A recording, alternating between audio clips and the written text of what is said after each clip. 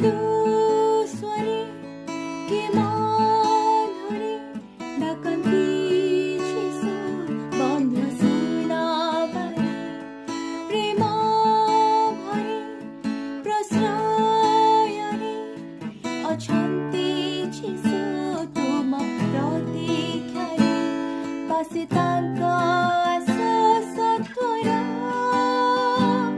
କ୍ଷମା ଶାନ୍ତି ପ୍ରଚୁର କ୍ଷମା ଶାନ୍ତି ପ୍ରଚୁର। প্রিয় শ্রোতা বন্ধু, প্রভু শ্রীখ্ରୀଷ୍ଟଙ୍କ ବହୁମୂଲ୍ୟ ନାମରେ ଆପଣଙ୍କୁ ଶୁଭେଚ୍ଛା। ଜହନ ଆପଣ ସୁସମାଚାରର ପ୍ରଥମ ଅଧ୍ୟାୟର 11 ପଦରେ ପ୍ରଭୁ ଶ୍ରୀଖ୍ରୀଷ୍ଟଙ୍କ ସମ୍ବନ୍ଧରେ ହିଁ ସାକ୍ଷ୍ୟ ଦିଅନ୍ତି। ସେ ଆପଣା ରାଜ୍ୟକୁ ଆସିଲେ, ତଥାପି ତାହାଙ୍କର ନିଜ ଲୋକମାନେ ତାହାଙ୍କୁ ଗ୍ରହଣ କଲେ ନାହିଁ। ପ୍ରଭୁ ଯୀଶୁଖ୍ରୀଷ୍ଟ ଈଶ୍ୱରଙ୍କ ପୁତ୍ର ଆପଣାର ସୃଷ୍ଟ ଜଗତକୁ ଆସିଲେ, ଯେପରି ଆମକୁ ଓ ସମସ୍ତ ପାପୀମାନଙ୍କୁ ପବିତ୍ର ଈଶ୍ୱରଙ୍କ ସହିତ ମିଳନ କରାଇପାରିବେ। ତାହାଙ୍କ ସମ୍ବନ୍ଧରେ ଆମେ ଏହା ମଧ୍ୟ ପାଠ କରୁ, ତାହାଙ୍କ ଦ୍ୱାରା ସମସ୍ତ ସୃଷ୍ଟ ହେଲା।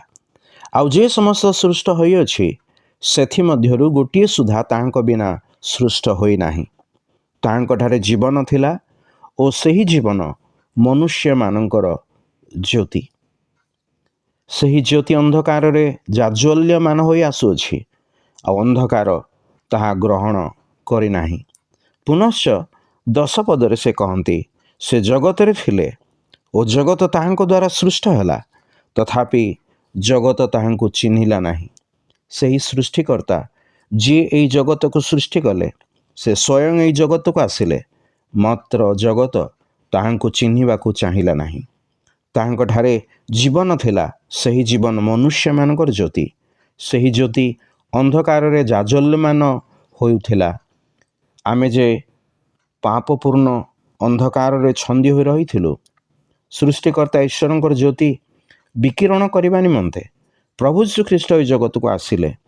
ତାହାଙ୍କ ସମ୍ବନ୍ଧରେ ଆମମାନେ ପାଠ କରୁ, ସେ ଆପଣା ରାଜ୍ୟକୁ ଆସିଲେ, ତଥାପି ତାହାଙ୍କର ନିଜ ଲୋକମାନେ ତାହାଙ୍କୁ ଗ୍ରହଣ କଲେ ନାହିଁ।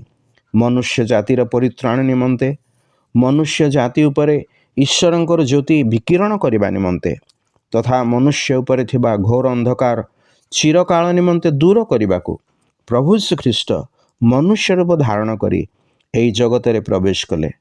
ତଥାପି ଜଗତ ତାହାଙ୍କୁ ଗ୍ରହଣ କରିବାକୁ ଚାହିଁଲା ନାହିଁ। ଜଗତ ତାହାଙ୍କୁ ତୁଚ୍ଛ କଲା, ଜଗତ ତାହାଙ୍କୁ ଚିହ୍ନିଲା ନାହିଁ।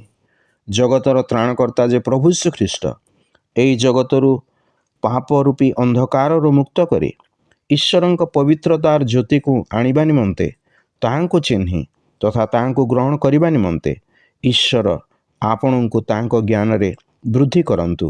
ଏହା ଆମର ପ୍ରାର୍ଥନା।